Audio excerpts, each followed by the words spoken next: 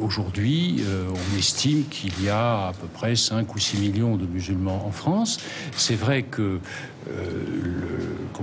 l'accroissement du nombre des fidèles de cette religion, un certain nombre de comportements pose problème. Ce nouveau débat lancé par l'UMP sur la place de l'islam en France irrite une communauté qui dit en avoir assez d'être stigmatisée. Je suis citoyen, j'aime ce pays, j'ai sa culture, je la défendrai, mais je défendrai ce qui m'est sacré, qui n'a rien à voir avec ces débats politiques. Je souhaite que ces débats soient annulés par le président de la République.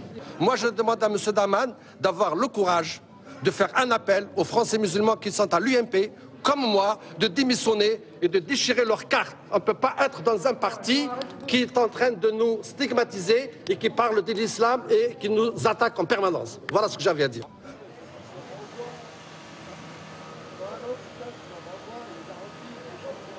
Depuis un certain temps, les médias, la télé, les journaux, les magazines nous présentent une image franchement négative des musulmans. C'est difficile pour moi de m'exprimer sur ce sujet. Est-ce que les musulmans représentent vraiment un problème en France? Ou est-ce que cette représentation est fantasmée? Le mieux, je pense, est d'aller à la rencontre de la communauté musulmane, sourde ou entendante, pour avoir leur avis, leur ressenti sur le regard que la société pose sur eux. Mais en ont-ils conscience?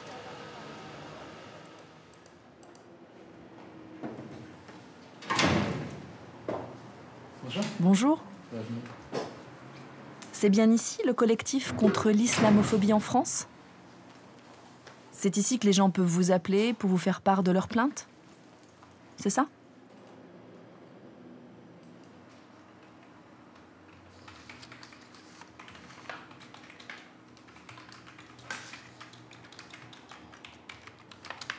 Est-ce qu'il y a une expansion? Je dirais même qu'il y a une explosion du phénomène islamophobe. Nous, dans les actes qu'on mesure, il y a un quasi doublement d'une année à l'autre des actes islamophobes qui nous sont reportés. Alors, bien sûr, il y a un biais qui est celui de comprendre que tous les actes islamophobes ne sont pas reportés. Mais simplement, dans ceux qu'on enregistre, on en a toujours plus, et plus que le nombre, c'est aussi l'aggravation qui est très facile à identifier, à la fois dans la vitesse à laquelle le nombre d'actes augmente, mais aussi dans la gravité des actes. C'est-à-dire qu'on a de plus en plus de passages à la violence physique.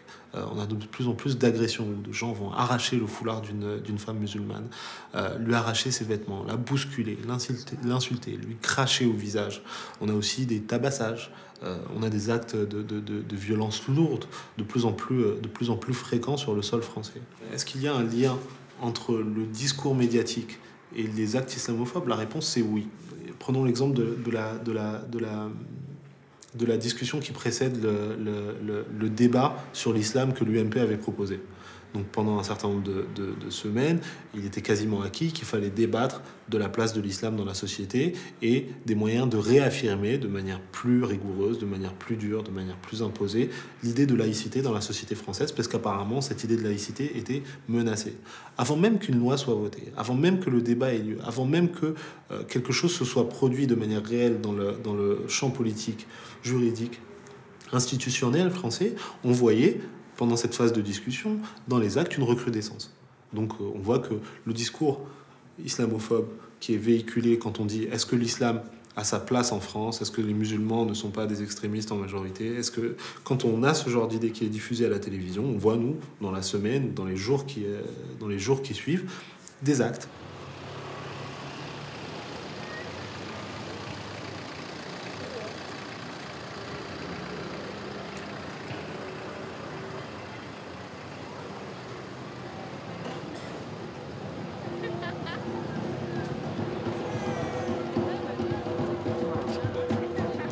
Journée mondiale des sourds. C'est aujourd'hui, et évidemment, en tant que sourde, j'y participe. Mais en parallèle, je mène aussi une enquête sur l'image négative de la communauté musulmane véhiculée depuis un certain temps par les médias. Est-ce que les sourds musulmans sont conscients de cette pression? et arrive à vivre avec. Nous avons eu beaucoup de difficultés à trouver des témoins. Aussi, je me suis dit qu'il y aurait sûrement des musulmans ici, aujourd'hui, que je pourrais interroger. Et des non-musulmans qui accepteraient de nous faire part de leur avis.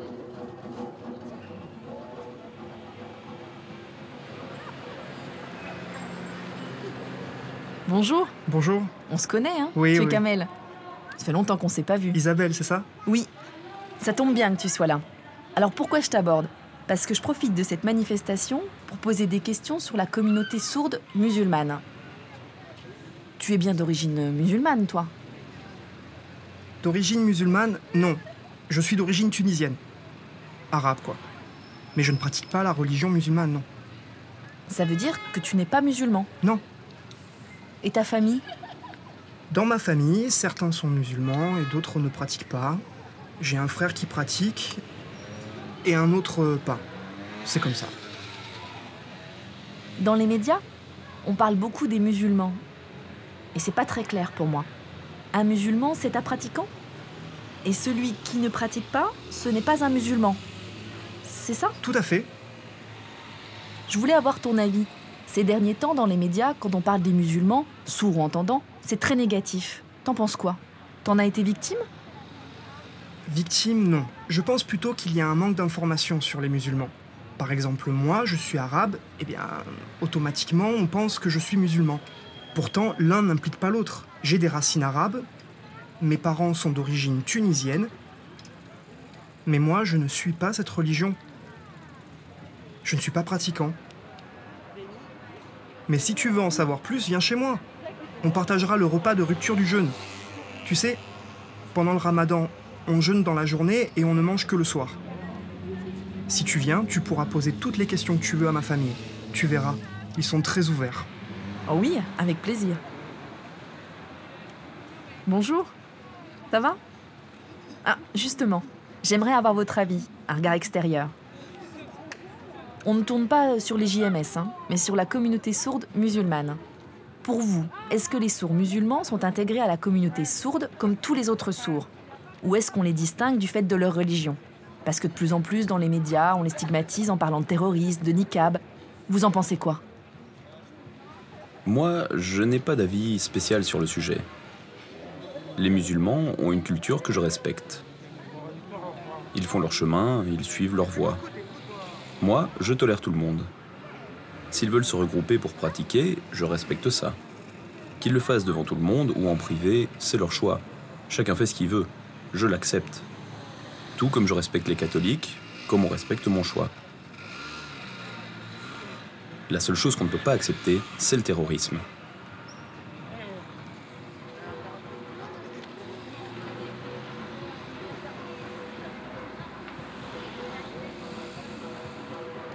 De plus en plus, les médias vous dépeignent de façon négative.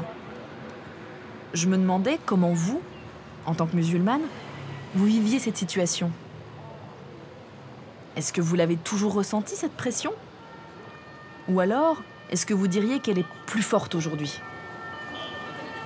J'ai commencé à porter le foulard après quelques années où j'avais commencé à pratiquer ma religion, parce qu'avant je ne la pratiquais pas du tout. J'ai commencé à la pratiquer, j'ai commencé à porter le foulard. Et là, j'ai vraiment vu les regards qui ont changé. Surtout que ça s'est arrivé après le 11 septembre. Donc les musulmans étaient déjà très très mal perçus à ce moment-là. Et j'ai eu le droit à des insultes, j'ai eu le droit à parfois des remarques de la part des gens. Au début, je faisais attention au regard, ça me gênait beaucoup, surtout dans le métro. J'avais l'impression d'avoir un bonnet vert sur ma tête, j'étais une martienne. Et au fur et à mesure des années, je ne fais plus attention. Maintenant, ce qui change, en plus des regards, c'est pour avoir accès à un métier. Ne serait-ce pour garder un enfant. Là, dernièrement, j'ai une femme qui a refusé de me prendre parce que je portais un foulard. Alors que j'ai 10 ans d'expérience dans la garde d'enfants, que je suis animatrice. Ça l'a pas. Tout ce qu'elle a retenu, c'est mon foulard. C'est-à-dire qu'elle ne fait même plus attention à mes années d'expérience là-dessus. Donc quotidiennement, je dois faire face à ça et me battre 2 fois plus que les autres. Et actuellement, vous travaillez ou vous êtes au chômage? Alors, je suis au chômage. J'ai voulu changer de métier. Justement, j'ai commencé un stage en langue des signes. J'ai commencé à apprendre la langue des signes pour m'orienter vers le métier de la ESL, interface ou interprète. M'intéressait beaucoup. Bizarrement, quand je suis avec des sourds, qu'ils soient musulmans ou pas, j'ai jamais eu ce problème de regard. J'ai l'impression qu'ils arrivent à me comprendre, que c'est vraiment un monde à part et c'est ce qui m'a plu et que j'ai voulu rentrer dans ce domaine-là.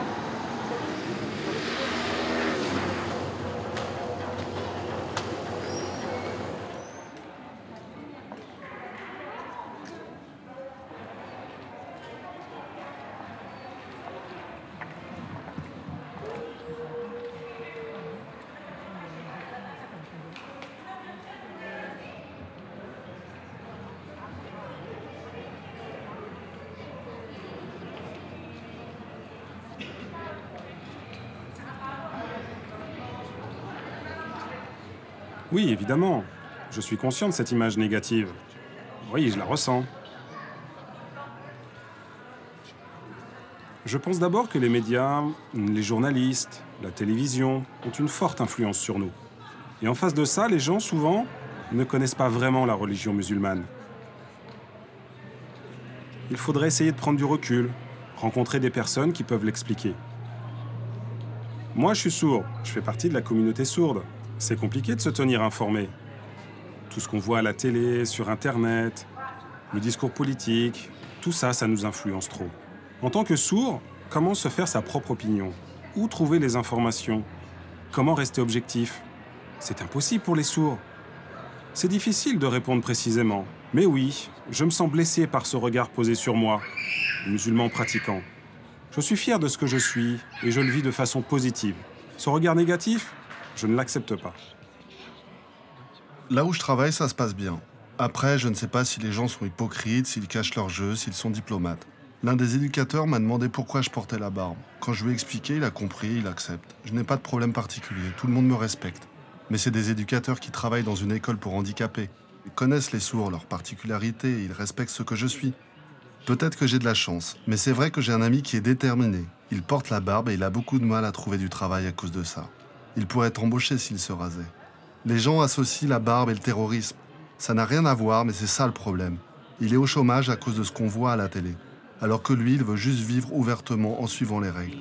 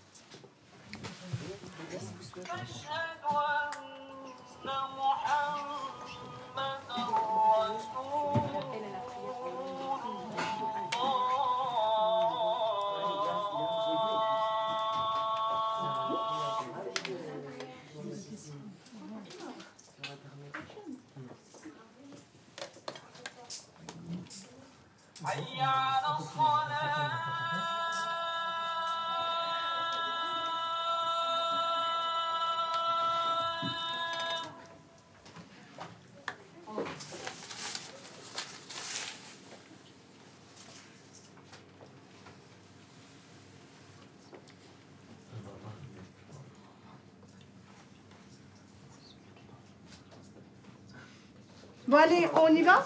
Nous passons à table. À table? On y va, Kamel? Madame? Vous asseyez là, vous restez là. Après, je vais vous servir. Et ça soit les louches, voilà, le citron. Il y en a là-bas aussi. Il y en a là. D'accord? Bon, allez. Soupe. Donc d'abord, on boit de l'eau, et puis après... Oui, c'est ce qu'elle t'a dit, mais pour moi, ce n'est pas obligé. Non. Mais j'en veux bien. Je vais en mettre un peu partout. Oui. Oh, moi j'ai soif. C'est sûr. J'imagine qu'après une journée de ramadan, on doit avoir la gorge sèche. Mais moi, je mange pendant la journée. Du coup, le soir, j'y pense pas. Toi, tu l'as déjà fait, le ramadan? Ça fait longtemps que je ne le fais plus. La première fois que je l'ai suivi, j'avais 12 ans. C'était pour faire comme ma famille, mes parents, mais je n'étais pas convaincu.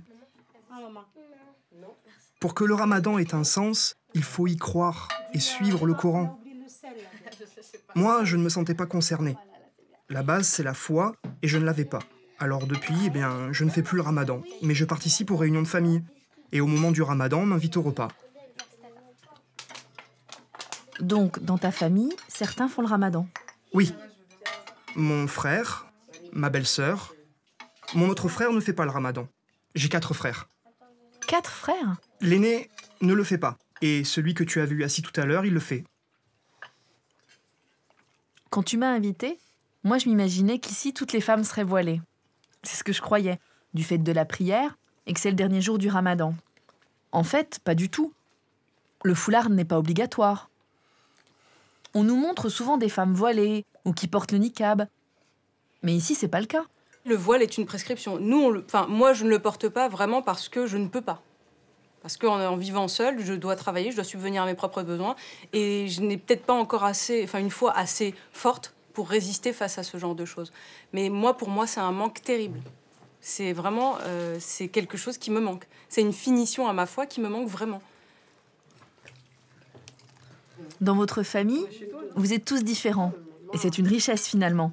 Vous pratiquez et vous, non.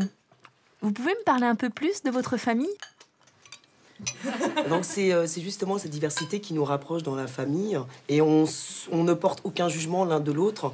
C'est ce que j'expliquais tout à l'heure. Moi, je ne prie pas. Voilà. J'ai ma belle-sœur à côté qui prie, qui est pratiquante, mais elle se met à table avec moi. Moi, si j'ai un verre de vin à table et qu'elle est assise, voilà, c'est moi, je suis comme ça. Elle est comme ça, mais c'est pas pour ça que je vais pas manger à sa table ou elle ne va pas manger à ma table. Et en fait, ça nous rapproche tous, finalement, parce qu'il y a beaucoup plus dans la famille de non-pratiquants que de pratiquants, je dirais. Notre famille fonctionne comme ça. Personne n'a dit à l'autre, tu feras ci ou tu feras ça, ou pas du tout. Au contraire, on s'écoute. Donc je pense que c'est ça, aujourd'hui, qui nous réunit à cette table aussi. Bon, il n'y a pas de vin, parce que bon, on va pas le faire comme ça, mais voilà. Faut pas abuser non plus. Donc voilà, c'est...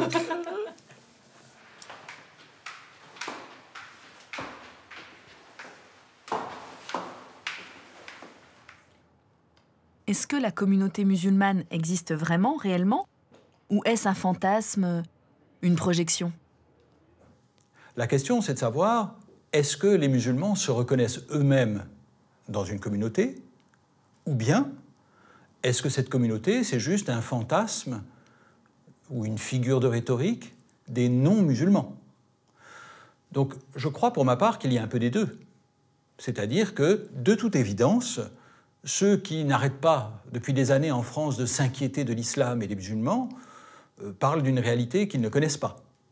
Et encore une fois, cette ignorance, elle facilite le fait d'en parler. Je crois que si les médias, aujourd'hui, contribuent à produire une image de l'islam, c'est parce qu'ils ne définissent pas l'actualité, ils courent après.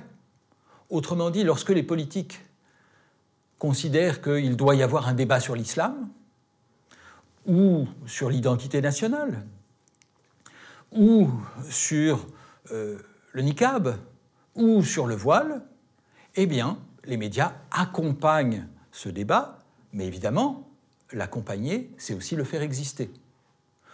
Donc le problème n'est pas tant que les médias donneraient des images fausses, même si, bien sûr, c'est souvent le cas, c'est simplement le fait qu'ils constituent l'islam en un objet.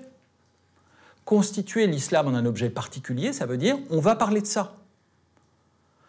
Mais pourquoi, par exemple, ne s'intéresse-t-on pas de la même manière aux catholiques?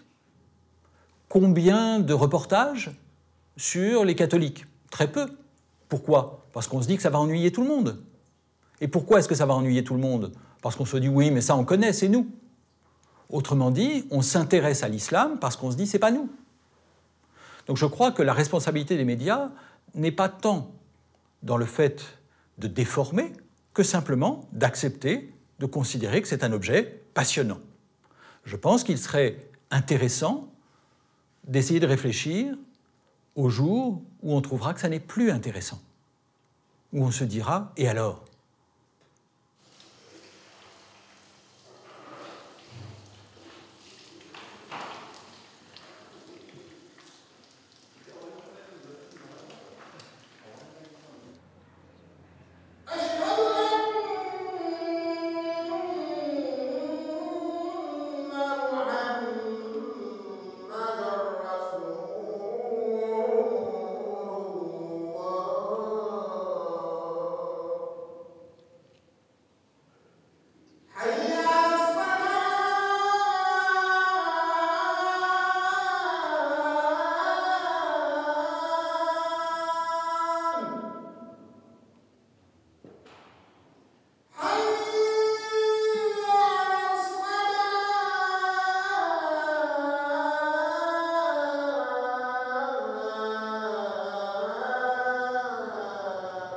Maintenant, je vais à la rencontre de 2 sourds musulmans dans une mosquée.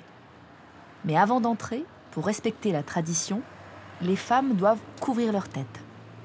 Alors, j'ai pensé à prendre un foulard.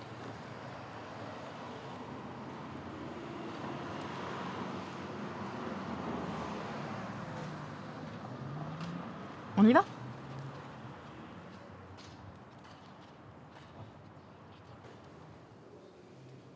J'ai interrogé plusieurs musulmans entendants qui m'ont parlé d'une recrudescence du racisme. Je me demandais, est-ce que tous les deux, en tant que sourds musulmans, vous l'avez ressenti cette montée du racisme? Ou est-ce que rien n'a changé pour vous? Peut-être que c'est comme ça chez les entendants, que le racisme, les attaques sont plus présents. Mais tout ça, c'est politique. Moi, je ne m'intéresse pas à tout ce qui est politique. Donc vous êtes musulman, pratiquant, vous portez la barbe, vous affichez votre foi de façon très visible, vous l'affirmez. Est-ce que ça vous vaut des critiques, des insultes? Oui, mais des critiques, non, ça va, je vis bien. Je suis heureux, je suis épanoui. Je suis fidèle aux traditions qu'on m'a transmises. Un jour, j'ai un ami qui était intrigué. Il m'a posé des questions et je lui ai expliqué ce qu'était l'islam. Je l'ai éclairé. Il m'a parlé du 11 septembre. C'est pas sa faute, il connaissait rien. Je lui ai dit de venir voir ici. Et tout a été clair pour lui. Il a vu qu'on était sage, qu'on était gentil. Tout ça vient des politiques, c'est tout.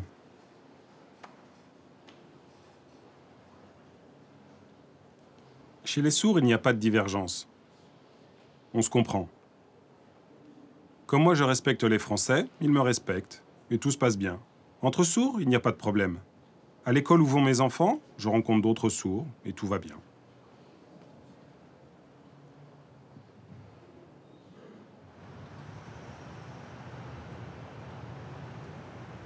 À l'issue de cette enquête, je me rends compte que le débat autour des musulmans de France est assez complexe. Il n'y a pas une seule réalité. Il y a différents points de vue, différentes façons de vivre sa religion. Le débat qui agite la société n'est pas résolu. Mais il faut prendre du recul, ne pas se laisser influencer par les petites phrases et les images toutes faites. J'ai l'impression que la communauté sourde est plus sereine et respectueuse des croyances de chacun. Cela montre que ce type de rapport humain est possible.